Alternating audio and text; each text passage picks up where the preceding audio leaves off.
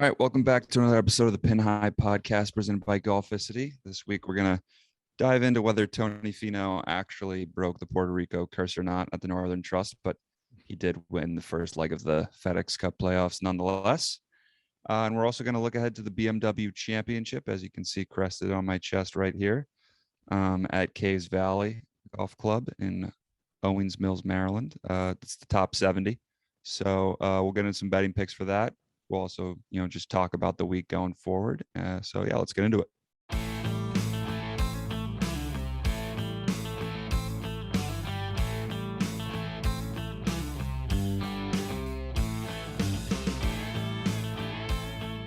Let's get inside the ropes.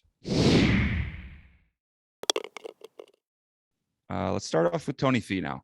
We can get into some Bryson stuff later, obviously, because he obviously needed to steal some mojo away from having a bad week, or not even that bad of a week. But let's talk about Tony Finau. Finally gets it done after the Puerto Rico curse. But again, with this Puerto Rico curse, he did it on Monday. So we have something to fall on. Yeah, I mean, does it count? Like, obviously, the whole Puerto Rico curse is they haven't won on a Sunday in the United States. So we just keep tacking on something, and we'll see what happens. But in all seriousness, good for Tony Finau. First win in 5 years. It's counted at 1,975 days. Had to go back and find that. Monday finish in a playoff. He gets it done in a playoff. And I mean, Trev was watching it. I was watching it. Kind of anticlimactic, I would say. Yeah, it was definitely like Finau stripes it down the fairway. One, Cameron Smith left his putt short on 18 to win, which I honestly, I was watching and I thought this is 100% going in because it's just Tony Finau's luck. Puerto Rico curse. And then he left it short. They go to the playoff. Finau stripes it down the middle of the fairway, and Cam Smith immediately hits it so far right, and I immediately thought it's probably in the water. It's just out of bounds. And then you hear someone say, I think it might have been Cameron Smith caddy, maybe he said that's out. And I'm like, oh my god. And I think it was that's it. Yeah, that's it. And then he hits another Smith one off hit the it way tee. right again. Yeah. He almost he landed. I thought it went out again. I'm like, oh, that's like, can you concede? Shane Bacon said, can you concede the hole? No Lane Up tweeted, we're gonna need Cameron Smith to pump 3 OB before this is official. And if Tony Finau he could have walked on the fairway doing the Vince Carter, it's over. Literally, that's all. He didn't even have to hit a good shot the next one. You're absolutely right though. I'm so happy for Tony Finau. He deserves. Someone I saw another tweet earlier was he has 39 top 10 since his last win without a win, and he fully deserves this win. He's been grinding probably for one of the guys who deserves it most on the PGA Tour to win after 5+ years of not haven't won. Mm-hmm. But you're absolutely right though. The Puerto Rico curse is still alive. Yeah, I would say it's until him or Hovland wins on Sunday is still in the US. Still make a deal of it in the US. Do you know what I think? Across in Europe. Do you know what I think it's going to be? I don't think either of them are actually going to break the curse. I think it's going to be like Brandon Grace is just going to win. That'd be awesome. And he's going to break the curse. That'd be so funny. But yeah, Brandon Grace might break the curse. He'll win the Punta Cana or something like that. Yeah, I mean, somebody tweeted out something. I don't know the exact tweet, but it's saying I can't believe Tony Finau always chokes or the bad stuff happens to him when it comes to winning, because long before he was on the tour, he was in Vegas playing high stakes money games with no money just to raise money. And the fact is, if he lost any of those games, he had no money to pay anyone, but he won those high stakes games and kind of hustled his way into making some money. Good for I like him even more now. Good for Tony. I can't say that I have to be honest, I did not catch the Monday of the Northern Trust. I was shuttling BMWs all day for this week for the BMW Championship, but my coworker, my phone also died at like 2 p.m. So I was just in the dark of what was going on. We in the were tournament. texting. We're like, Pat, you want to start soon? And I didn't have my phone. I like my Yeah. phone like was literally dead until I got home, and then like we even went out to dinner. Like my phone was just like dead until like 7:30. But anyway, my coworker was like, oh yeah, Tony Finau and Cam Smith are in a playoff, and I literally just go, yeah, there's no way that Tony Finau actually closed right there. And then we're like driving, and he's like, oh no, he did it. I'm like, I was in the car, I was just like, that's gonna be great for the podcast. I was like, that's gonna be so good for the podcast tonight. Yeah, I mean, yeah, and then some other things to talk about. Monday finish, you kind of just mentioned. I mean, we are on Monday, recording on Monday after this happened. I mean, what a good job by the grounds crew there, getting all the water off the golf course. It almost looked like, besides like I think 17, there was like a big puddle. It almost looked like it didn't rain at all, which is crazy because there was a ton of rain. And thankfully toward the end, the weather was really nice. It was sunny. Like it was sunny where we are in New Canaan, but it was sunny down there at Liberty National, which was really nice. And it looked like it felt like it was a normal finish to a tournament. It just happened to be on a Monday. But also I was a little bit frustrated that I feel bad for Tony Finau, there was no fans.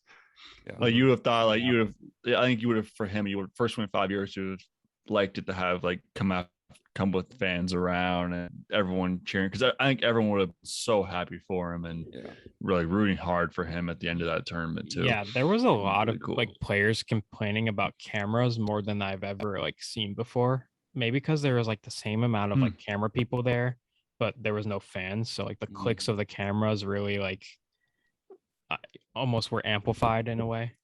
Let me tell you, I just saw a lot of those complaints. The Monday finish has created quite the logistical nightmare at I'm sure.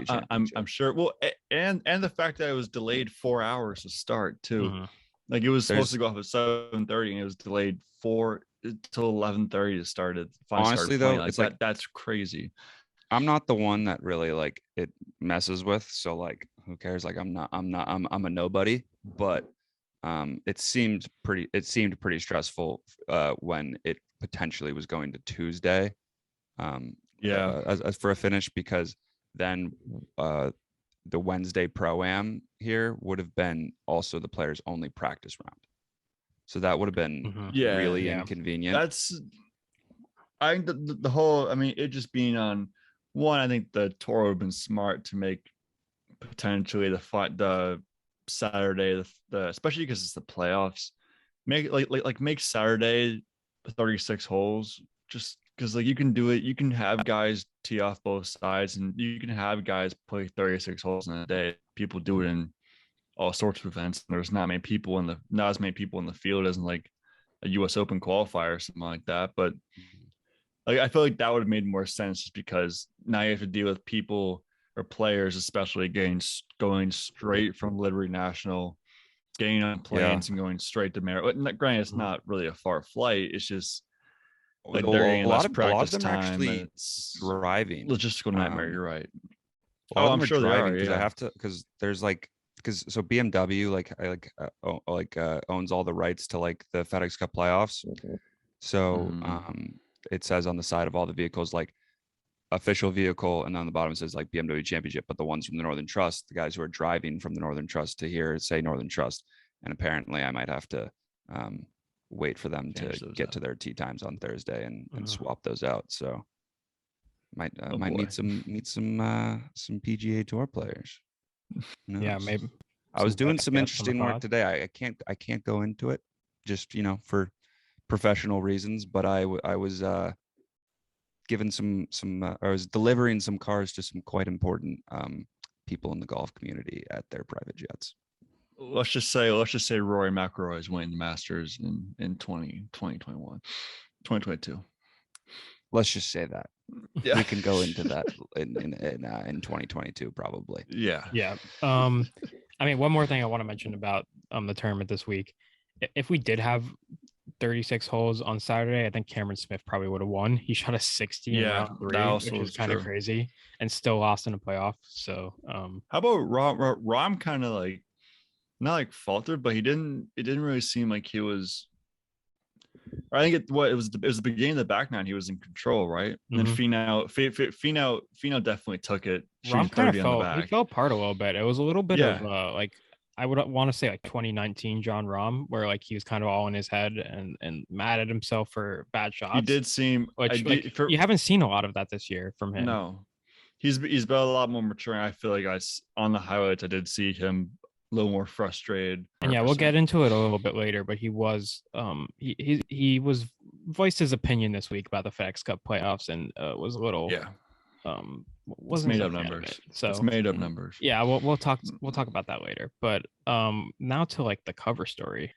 Bryson DeChambeau said he's going to compete in a world long drive event right after the Ryder Cup. Yeah, and I saw this literally the day after the Ryder Cup. Yes. The day after, which is crazy. Interesting. It makes sense because like all those guys are just built like linebackers. Mhm. Like, so they are no, they're built like Bryson, 100%. But at the end of the day, no, he's not going to win. Like you've seen the, I mean, as long as Kyle Berkshire is playing, you've seen like their videos together, and Bryson's like fascinated with Kyle Berkshire and like how like far he can hit the ball and like his just like his speed and his RPM or RPM or whatever. It's just numbers. He's doing it for publicity. And no, I think because he's actually probably just dead interested in it. Because I think that too, but I think a mix of both, right? But Kyle Berkshire it's a mix of both. Is just built different. That's his thing. Like he's just so good. Yeah. Yeah. Do you think the fact that it's after the Ryder Cup is Bryson? Is he going to prepare for that? Is he going to try to change his swing to prepare for the long drive, or is he just going to go imagine if he's like posting stuff on Twitter, preparing for this long drive thing, or in Twitter or Instagram, preparing for this long drive thing when the Ryder Cup is like a week or two away. Like how are people going to react to that? That almost is like his normal training. Like if he talks about his normal training, how he like swings as hard as he can until he like passes out. Yeah. So it's like the same thing. I guess that makes sense, but still, I think there's probably something a little bit different comparing training for world long drive instead of training preparing for the Ryder Cup. It's a completely he's going to be on the Ryder Cup team. It's a longer club with different shaft and all that stuff. More flexy shaft. But why is it so is he going to be preparing using that? Like, is he going to be posting videos preparing using that, and then like we'll see with like 2 days before the Ryder Cup starts? Like that's gonna be. I don't know. I think that'll be. I don't love be that to see. Storyline going into for the US. I don't love that. I think Bryson doing this just creates a whole nother distraction.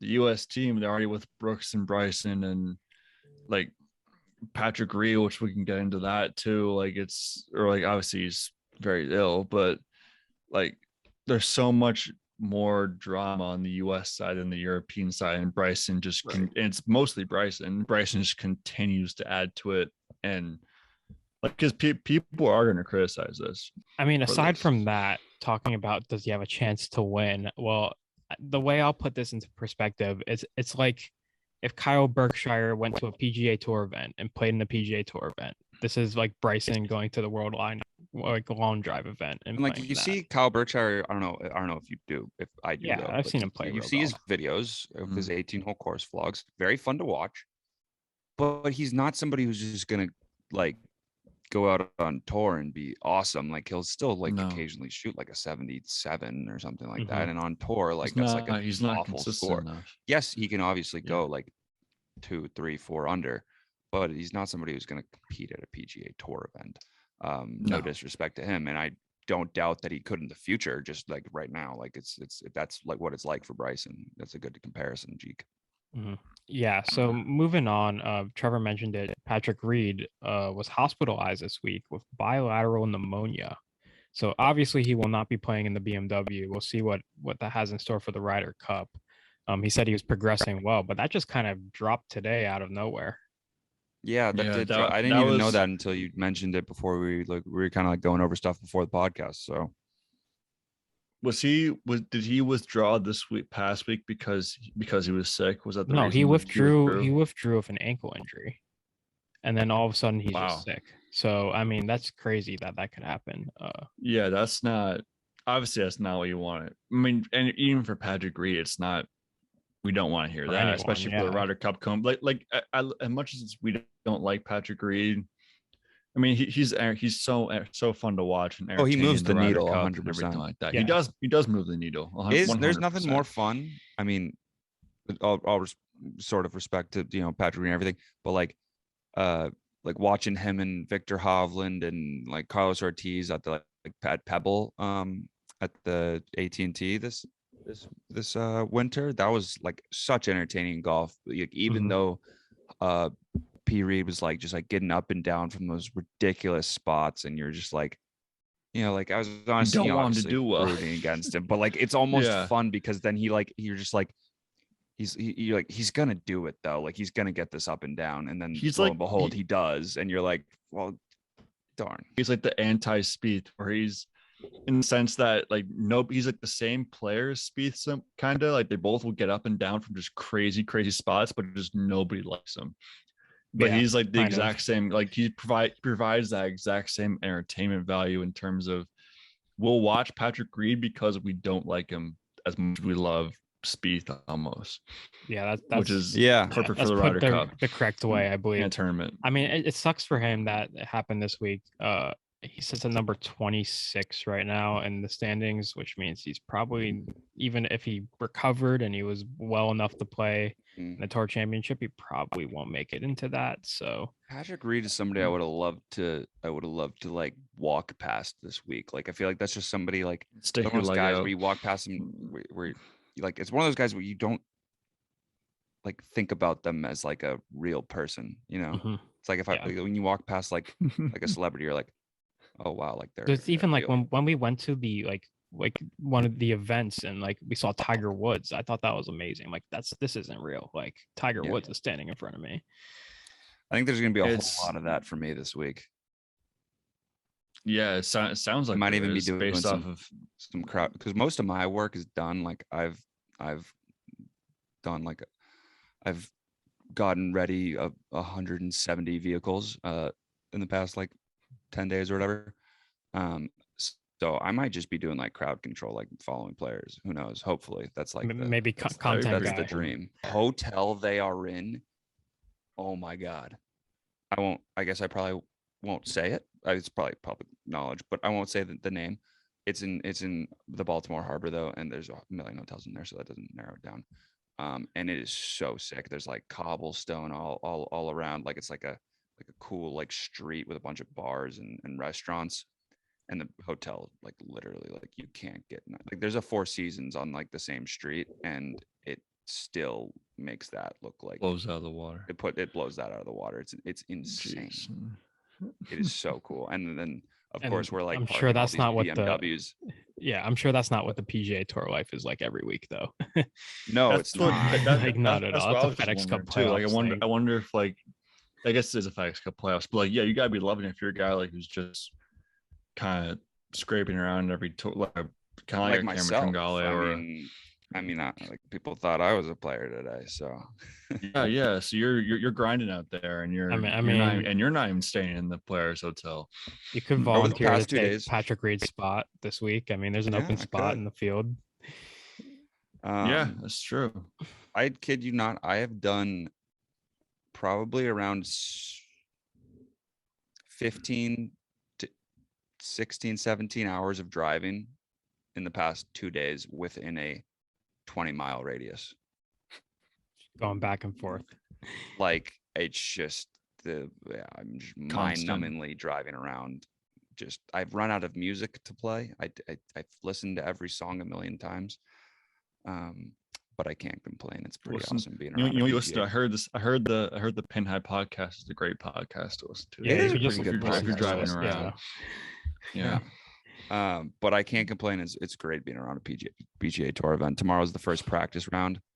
Pretty hype. That'd be really cool. Pretty hype today. So what was the deal today? Were there players there today like that missed the cut that were still in it? Like I walked past some guys that were like asking where like the practice facility was and stuff, and there's some guys there. There's not a ton, but there was some, and then a I lot feel of like you guys could. showed I up feel in the like you could afternoon. disclose some names because like people post on Twitter all the time saying like, "Oh, Phil Mickelson's at so and so golf course." No, yeah, you already said you saw Phil and Siwoo Kim and everything like that. I said that off the record. We're still off the record. Whatever. There's some guys that are there today, and like us and DJ got here this afternoon. So I saw I saw that he was on the course. But yeah, most of the guys will be there tomorrow because tomorrow's the first day that fans are let in. So tomorrow's like the real kickoff of the whole week. Even today though, like I walked into the course and there was a different vibe around it. It's awesome that's really when everything's really firing. So tomorrow is going to be even cooler though, because there's going to be so many people just hanging around. And Owens Mills is like literally, it's like New Canaan, but in Baltimore. Mm-hmm. Really, it's that. Interesting vibes. I mean, Cays Valley has I think 600 members, and it's very, very one of the most exclusive clubs in America. And it's just like, when I tell you that golf course does not have first of all, the property is just ginormous. It is really fully capable of hosting. Yeah, it's gotta be the host like a major. Fans. It could host a major. I don't know if it's hard aren't there senior aren't there major a couple golf courses there too? I was driving around, like I was like going to a dumpster to drop off some trash, and there was like this big open space, and I was like, why do they not have a 9-hole course right here, like a really cool one, like a lot of the other, like the Cradle or like the stuff like that. More courses should do that, like a 9-hole. I don't know if I don't know if they 9-hole do. course, just the crate. Like I can't speak on it. Should be like, yeah. I have only been to the course, I think 3 times, and I've been here for like 11 days, 3 or 4 times. But I'll know a lot more about it probably over the next couple of days and until Sunday. But it is a massive property, and the it's very. I mean, I guess I'll talk about it in the course preview when we get into that. Do we want to get into that now? Let's go. Let's move ahead to who's hot, who's not. FedEx Cup Playoffs edition, just to see who's in this week's. So you're right. Getting into that, who's in? Phil Mickelson, we just mentioned a little bit earlier at the golf course. He's into the 70th spot, dropped from 54th, but he stays in. So Phil is in. Last man in. Harry Higgs jumps into the 69th spot. He's up from 80, so he worked his way in and made it. Ryan Palmer is in, and Keith Mitchell, clutch on 18, moves up all the way from 101st to 63rd, so he's in. And then who's out? Matthew Wolff ends up in the terrible 71st spot. Needed to make the cut this week, did not, so he's out. Matthew Fitzpatrick drops out to 73rd from 60th, and Tyrrell Hatton, probably not enough starts on tour, drops out as well. Tyrrell Hatton's just a lot of big names. One of us called Matthew Wolff dropping out too. I don't know who. I think that was which me. one it was. Yeah, that was me. Yeah. I'll tell you guys something funny about Tyrrell Hatton after the podcast. But let's talk about the playoff format for the FedEx Cup kind of before we for the rest of the thing before we get into skins. It's kind of weird because like Tony Finau, I was not expecting him to jump up to 1. I thought Rahm would still be number 1. I didn't think him jump up to. I did not expect him to jump up to 1 either. I thought that was a little bit like 23 to 1. That's a huge jump. There's just like extra points in these events. I mean, if you look at the standings from last week, Morikawa 1, Spieth 2, Cantley 3, English 4, Rahm 5. You could say those are the 5 players who are having the 5 best seasons this year, and that makes sense. When you move into this week, you have Tony Finau 1. I mean, Rahm still 2 because he finished well. Smith 3, Cantley 4, Justin Thomas 5. I wouldn't say that those guys are the players who are having the best year, the 5 best players. So it is a little weird. I mean, it really just like it comes down to you have to play well. What's Morikawa at after that? Missed cut. Morikawa got cut, but he only moved down to 6, which is actually pretty good. So that's fair. I mean, but Louis Oosthuizen didn't play, and he moved all the way down to 11th from like third or something. So Okay, well that's fair. Like playing the I tournament. no, Is Louis yeah, Oosthuizen not playing this playing, week? not yeah, he I'm should sure be he playing this is. week. He skipped last week on Yeah. purpose to play this week. sure he is. The Webb Simpson approach. Well, to me, it doesn't like yeah, you get like getting a lot of points for a win, like Finau, like that makes sense. Like maybe I'll jump up to one all the way to one, who knows? But like you should get a lot of points for a win in one of the playoff events. But the thing I'm confused about is like Cameron Smith goes from 16 to third for finishing second, and Rahm goes from fifth to second for finishing third. Like that seems like that gap is Yeah. like that seems like it's a huge point difference of finishing even second and third, which like it should be a difference, but like the fact that Cameron Smith jumped 13 spots and Rahm jumped 3 for finishing one place different than each other in the golf tournament, 2 strokes different than each other in the golf tournament that seems like a lot. That's a very big difference in my opinion. And then just in general, the last one with the starting scores and stuff like that, winner take all. John Rahm was saying it this week. If you play bad in the last event, you could fall into a really bad spot and lose a lot of money, even though you played really well in the first 2 events. Well, I think that's why the whole like you got you play well in the first 2 events, you get a better starting score that helps. That like kind of like But if you have the good starting score, if you shoot like an 80, if you're having a bad week, if you're shooting 80, you deserve to be done, no matter if you played. But what if you won back-to-back weeks and then you shot an 80, and you're just like, well, and you fall down to 23rd in the FedEx Cup playoffs and lose like $3 million or more than that, $15 million. But is that? Then are you saying go to the whereas Rahm, or are you saying implying going back to like the old format where you don't have to finish first in the final event to win the FedEx Cup? I mean, in a way, I think Rahm is saying that. Now, I understand for a fan standpoint, it makes more sense to just have one champion, because it is a little weird. Like when Tiger Woods won the Tour Championship and like didn't win the FedEx Cup playoffs, Tiger Woods, that kind of it was outshined kind of like who won the FedEx Cup. So, I mean, I don't think whoever won the FedEx Cup, I don't think they cared. They got $15 million. Like it doesn't really matter. But they could go back to that, but I don't think they will. It just makes more sense to have one winner. Yeah, I think the one winner makes sense. And I think I think it's you can either go back to the points still matter in the FedEx Cup final. Like you can make it the points still matter and you start the different score. Like that could be maybe different starting scores, who knows, but that could be an adjustment they could potentially make. But you're going to have starting at the score. No, it's the scores. If all of a sudden like the top guy's 20 under and then the second guy's 10 under, it's not fun to watch giving spotting. That makes it. I would like to see it in match play. I think match play would be really cool. I think it would be like cool have the top 30. Yeah. If they seeded them. Like granted, it's match play is different, but like make it like that course East Lake seems like it'd be a good match play course, especially the last few holes. I think that'd be really cool that would be really cool. That would be fun. And I feel like it's really like seeded them and you gave like the top 4 guys like buys or something, like that'd be cool.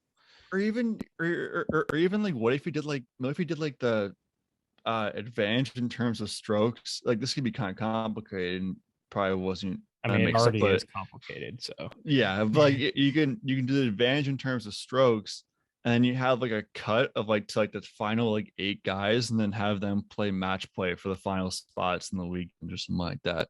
Like those guys, like if say it's like the top like 8 guys, and one guy makes a run, like all right, he's in the 8th seed, but he's playing the number 1 FedEx guy who's had the best season so far. Like that could be like imagine that in the weekend, like a semi or like the top cuts a top 16 or top 8, and have like 2 matches on Saturday and like the final on Sunday. But then I mean, granted, the whole TV thing, like it's gonna be hard to show one match on Sunday. That'd almost be kind of like the USAM.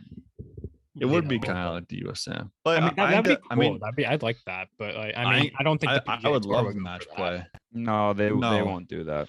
I mean, Which sucks. there's no such thing as a match play like major championship. So like this is the closest thing you could probably get to that. I mean, obviously. Yeah. I mean, other than the That'd be Ryder Cup and the cool. President's Cup, but Yeah. I mean, But yeah, I but guess like it's that's not- different. You're playing a on a team team. event. Yeah, Fair solo enough, like fair enough. especially since the AM is a match play event at the end, like, and that's like the biggest thing an amateur could do. It would be cool to have like a pro event that was like almost to the level or scale of a major, not quite, but like high Yeah. stakes Agreed. match play. Let's move on Stat of the to week. yeah, right.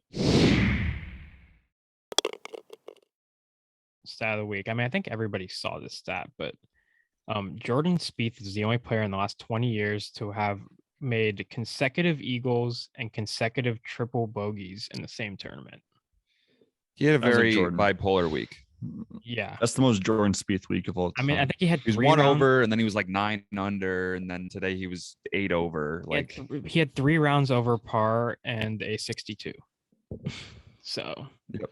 I mean, that's Jordan Spieth. That's the best of Jordan Spieth. Even his eagle on, or one of the eagles on, what was it? It was Saturday. He had Sunday. Friday. I don't know what day. He had Saturday. 62. Yeah, Saturday, I think. His eagle was like he hit into the other fairway, almost hit in the water, and then just chipped in for eagle. Exactly. Jordan's- Yes, that's the most Jordan Spieth Like eagle. even when he's tournament of not all playing time. well, he's just so fun to watch. Like He's Mhm. just Jordan. Like you can't turn away when he's on TV. Jordan 'Cause you Spieth's know the he's, one you know he's guy. just gonna do something. Like he'll hit a bad shot, and you'd be like, all right, well, he can still make this. He's Yeah. 120 yards out. Like he can make this. Like I'm convinced he can make this. He's the only Jordan guy Spieth- we can watch that. the one guy I say want to that. see this week really bad. But let's move into skins with the course preview. But first, let's talk a little bit about Roback. I mean, Jeek's wearing the hat right now, obviously. Today, when people mistook me for a PGA Tour player outside the players' hotel when I was dropping off a car, I was wearing a Roback polo. Obviously, it makes you. I mean, hey, it makes you look like a PGA Tour player. What else can I say? right, that good It quality. does. I mean, Roback. I'm actually. I don't know. I don't know Love if it. there's a reason for it, but we should find a guy and get him to wear Roback and be sponsored by Roback. What do you mean on tour? somehow?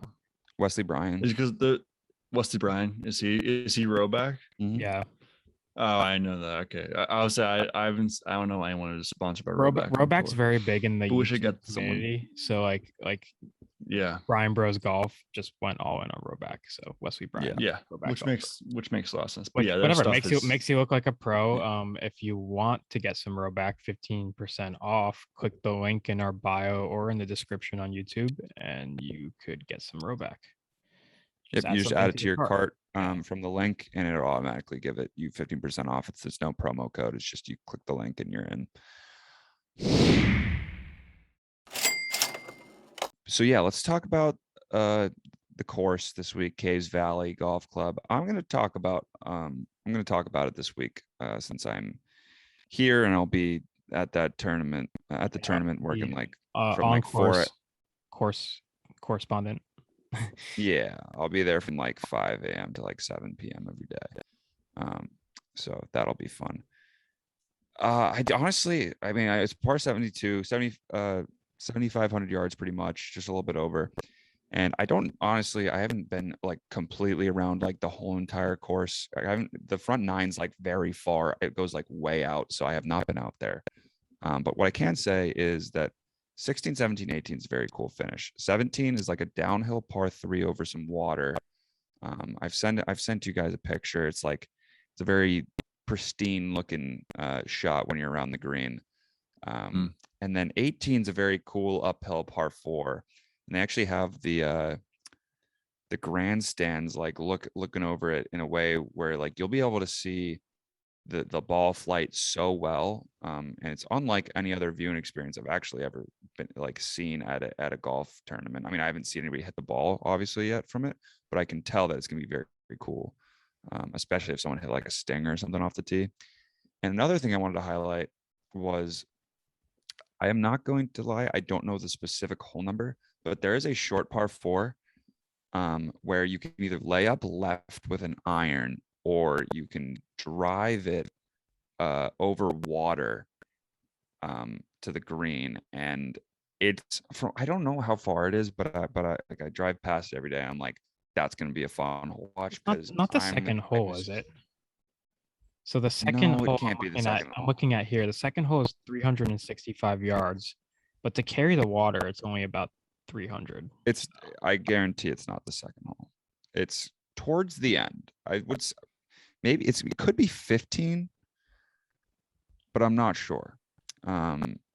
But it looks like it's going to be a very fun short par 4 because, and I'm honestly, my depth perception might not be good. Maybe it's not gettable, but I remember first time driving past it being like that's going to be a fun one because you can either go left or go for it. And yeah, so from what I've heard, it favors long hitters. It favors the bombers. It does. So there's that. It's a Tom Fazio design. And a lot of the courses this year that we've kind of talked about, like the Olympics, the Congaree Club, I think Shadow Creek might be a Tom Fazio design as well. So there's been a lot of Tom Fazio designs on tour this year. And the Olympics, where the Olympics were this year was Tom Fazio as well.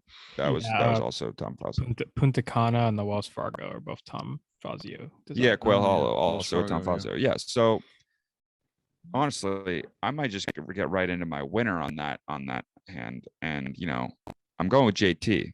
Quail Hollow played great there. Shadow Creek. I mean, obviously he won a major at Quail Hollow. Shadow Creek played great there.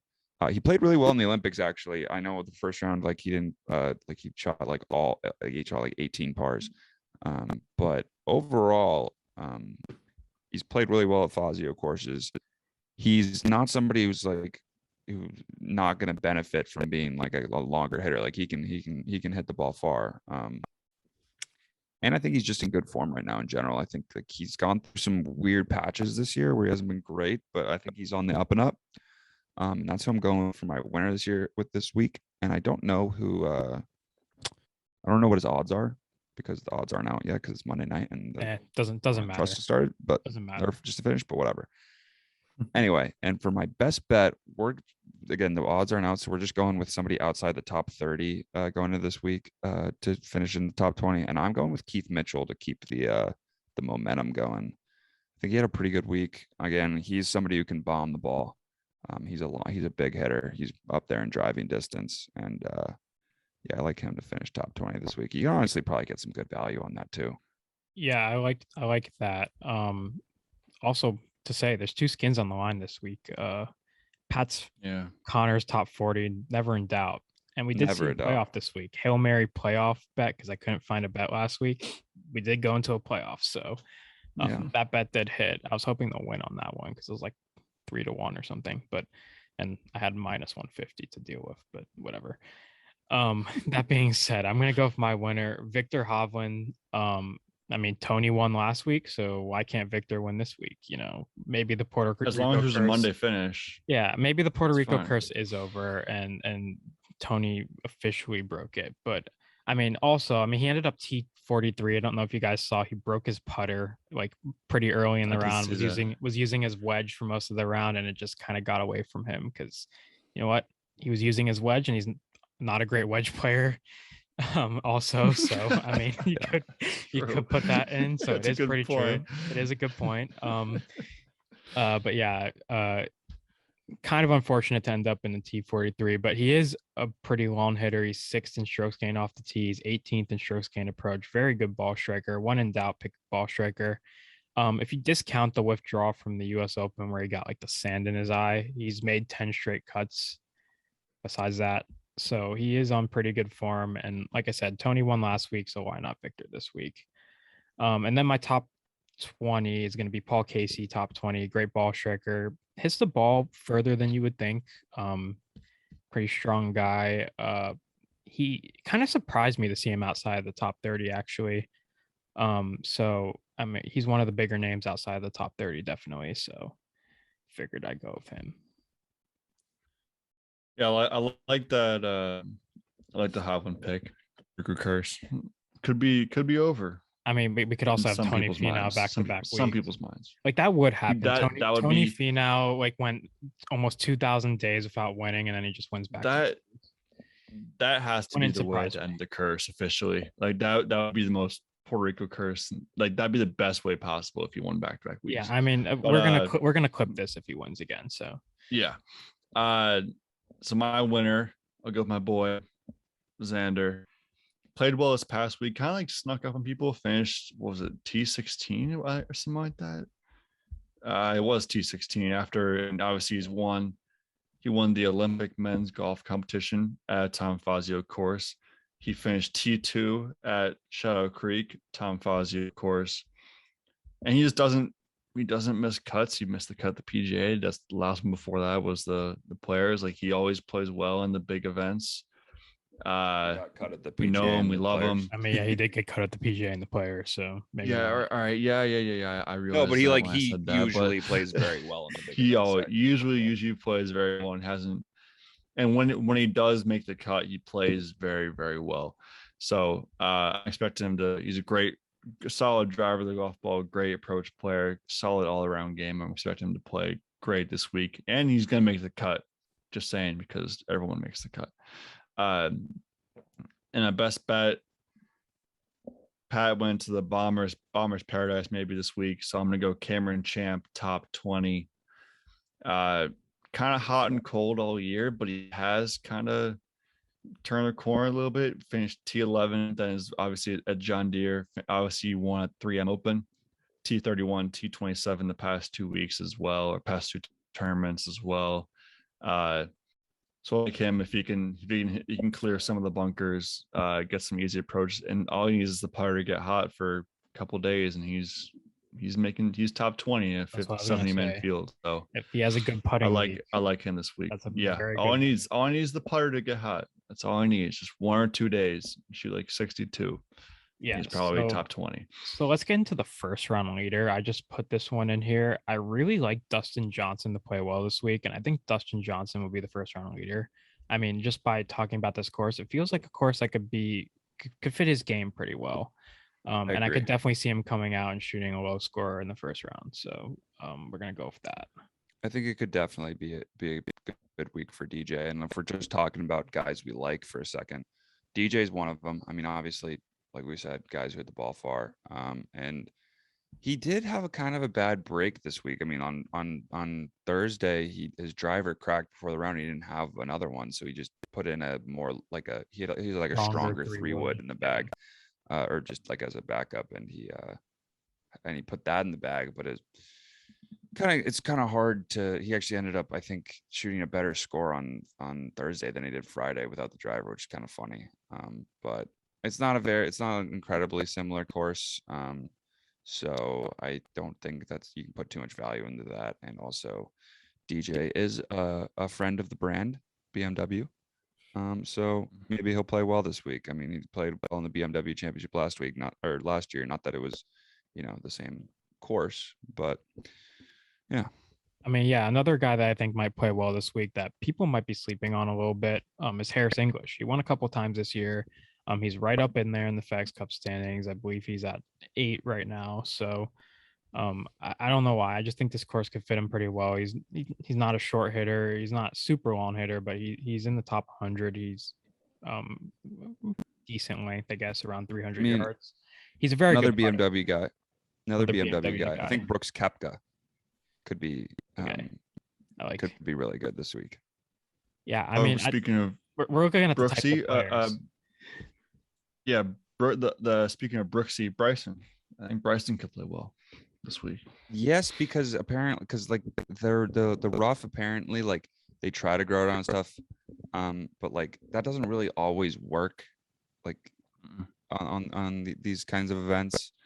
And I think he can kind of take like anything like that out of play, or not out of play, but like I remember from what I've seen, the rough doesn't look awful. To be quite honest. Yeah, the word I'm hearing about the rough is lush. It's lush rough this week. It definitely is, because I remember the first thing I did when I was looking, I like went up to the grandstands to get a look at the course.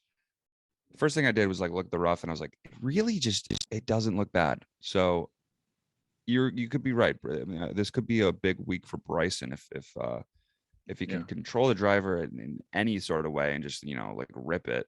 Which, speaking of Bryson too, again, how was round on Thursday? That was. Do you see the anyone? Yeah, he had the 2 scorecard? pars. 2 pars and shot even par. 9 birdies. I actually watched the like his back 9, and that was just funny. Needs to control it off the tee a little bit.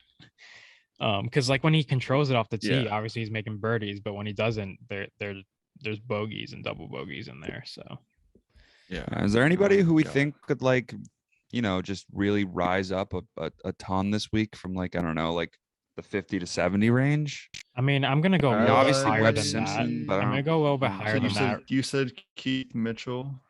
I think Rory McIlroy's at 28 right now, so he's like just on the inside of the Tour Championship top 30. I think he could rise a lot this week, which is not that bold. I could definitely see that.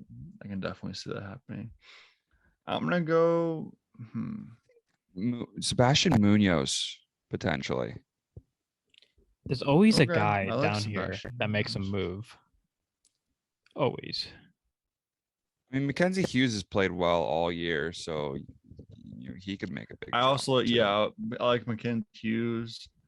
Eric Van Rooyen had a great week. He's at 45, and then he made a 7. He did. He's playing well. Van Rooyen's playing well. He can make a big jump.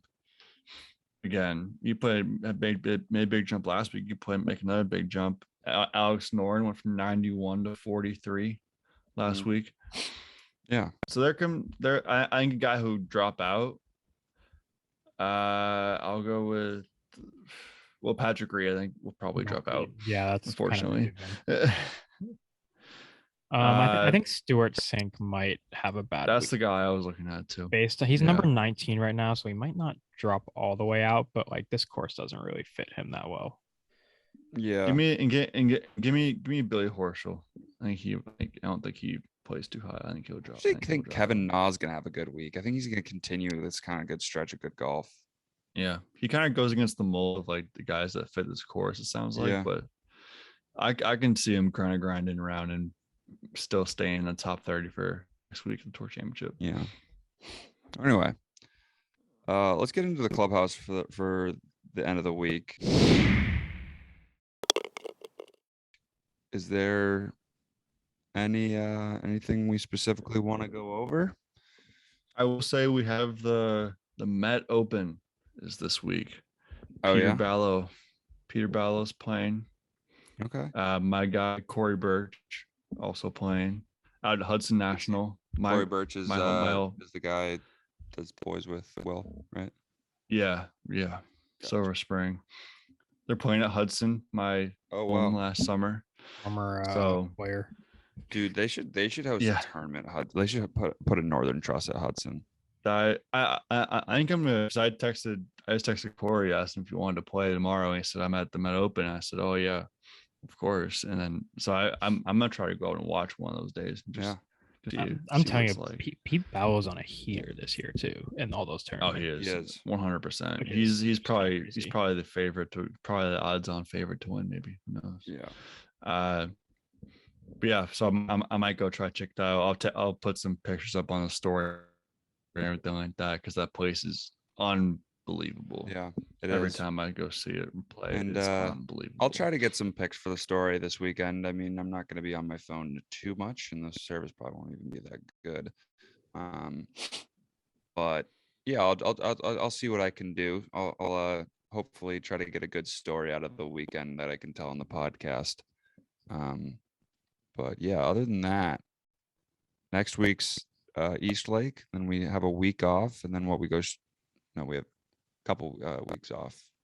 But there's Solheim Cup actually right after the Tour Championship. I saw the rosters just came out for that. It did just make that. Yeah. I forgot about the Solheim Cup. We've been my company's also going to be at the Solheim Cup, and I didn't even know what was going on this year, but that'll be really fun to watch as well. Yeah, definitely. It'd be fun to watch. They just played the women's British Open at Carnoustie. Yeah, they did, which is pretty cool. That's good. And they're playing like Muirfield here. Yeah. couldn't tell you her name. Which is Did Nelly Korda win that? No, no, she won the didn't Olympics. win. Nelly Korda came 13. Norquist won that. Yeah. Norquist, yes, that's who. Oh, I know is, her. Yeah. Awesome. Yeah, so she just won, and then she'll be in the. Sounds like she's British or she's all like Swedish or something like that, yeah, right? Swedish. Yeah. So hers is Nelly Korda. That's a very Swedish Nelly last Korda. It is. I should have known that, but yeah. So Anyway. home would be pretty cool. We got still a lot of good golf left to be had before the winter comes around and before that fall stretch of tournament comes around where it gets kind of boring for the casual fan. Yeah, we'll bring some segments back. We'll definitely bring some segment back for that. But other than that, have a good week, and hopefully Caves Valley yields a nice little like 7 under, 8 under score. That would be pretty fun. But I don't know how. Tony Finau back to back. Tony Finau back to back.